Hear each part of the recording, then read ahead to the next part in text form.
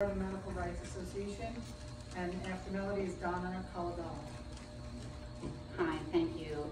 My first delegation meeting that I came to was in 2017, and I came here because my father had died of a black box contraindicated combination of sedatives given to him in a hospital 3 days after my mother had died. This put him in a free kill category. That's what we call it. He was unmarried, had no minor children, and therefore I was denied access to a court of law, and he was deemed to have no equal rights. I left that delegation meeting full of hope and started a grassroots movement, thinking that this is a no-brainer, it's an immoral law, and I'm going to change it. And here I am, 6 years later, still without it being changed. I couldn't have been more off the mark. Today, in all honesty, I wanted to express my disappointment to the Senate in particular. The House of Representatives has passed a partial repeal 2 times. There is a senator who's filed 2 years in a row to repeal this law. They had bipartisan support, 6 or 8 sponsors. I honestly have to go back and look it up. None of them from this panel in my home county where I'm leading a movement, with either promises to support it or unreturned calls. That's all that I have from you guys, our representatives. And so I wanted to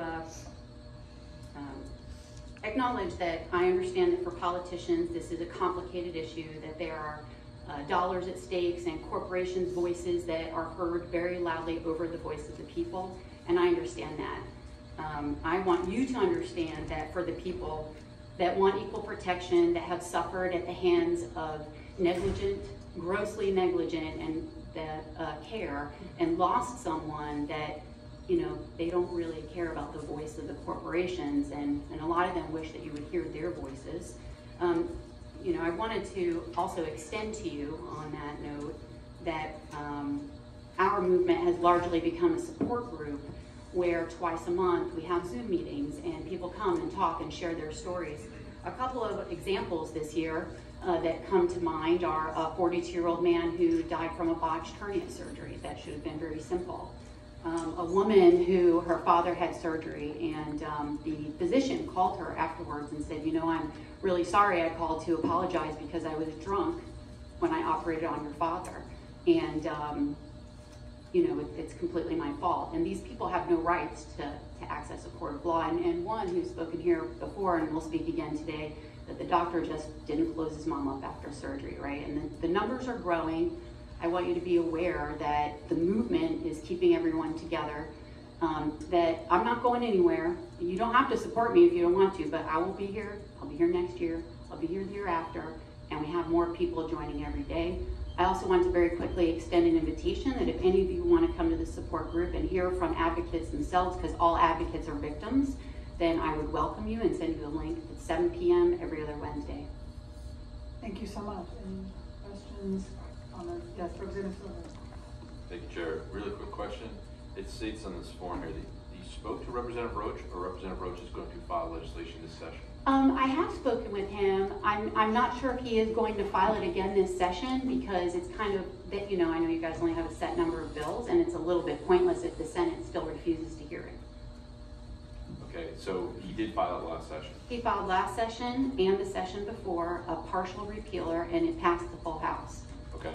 Both times. I'll talk to Representative Roach. I like my grandfather. Same situation. I'm so sorry. Thank you. We would support you if you want to come talk about it. Of course. For sure. And I do appreciate the House. You guys have been really great at listening to the people and hearing the problems and putting the voice of the people above the voice of the corporations. Thank you. Representative Roth. Thank you, Chair. I want to echo the sentiments of Representative Silvers. I lost my sister. She has no children and no parents when she passed away, and so under what we call I guess it's the no-kill bill, we're not allowed to bring a lawsuit, which we wanted to do. So I fully support what you're doing, and I would love to have your information, so I'd love to talk with you later. Thank you. Thank you so much, sir. I'm sorry to be lost. Representative Walton. I have a very basic question, but are we unique in our state to other Yes, we are the only state with this law. There is a similar law in the state of Wisconsin that I think I'm no expert on that law, but it's similar. But we are the only state with the law. And part of the problem too is there's a lot of privatized hospitals here. So this law gives them a little bit of a loophole to allow them to hedge their bets, which causes issues like short staffing, which causes patient safety issues, and subsequently causes more deaths. If we would clean up the accountability, okay, because the cases I just mentioned to you, none of them, absolutely none of them were heard by the health department. I know it does happen, but they're overwhelmed too, and you know. Senator Powell. Thank you. Can you tell me who was the Senate sponsor? Yes, Senator Ana Maria Rodriguez, she's in Miami-Dade. Okay. So you said it did not move at all in the Senate. Did she tell you, is there a specific reason? I did visit with her. We have a team that goes to Tallahassee every year, and she just was unable to get the bill slated for the agenda for the appropriate committees. It was both last year and the year before. She files two separate bills, one to repeal the half where you would lose a child who falls in the category, and the other to repeal the half that refer for a parent. I'll just say that don't get discouraged. Keep pushing forward. There are many bills that are filed every year that sometimes pass the Senate, don't pass the House, sometimes pass the House, don't pass the Senate. We recently passed the Care for Retired Law Enforcement Dogs. It passed the Senate almost every year.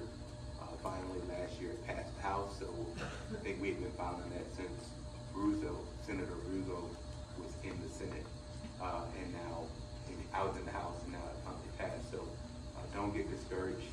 Just keep moving forward. Unfortunately, it's a hard process that we all have to deal with, even those of us who are sitting on this side in the elected positions. I'm sure Senator Rodriguez has probably told you the same thing. Thank you very much. I appreciate that. It's something that I have considered letting go of many times, but then more people knock on my door crying, and I just can't not hold the space for them. So, thank you.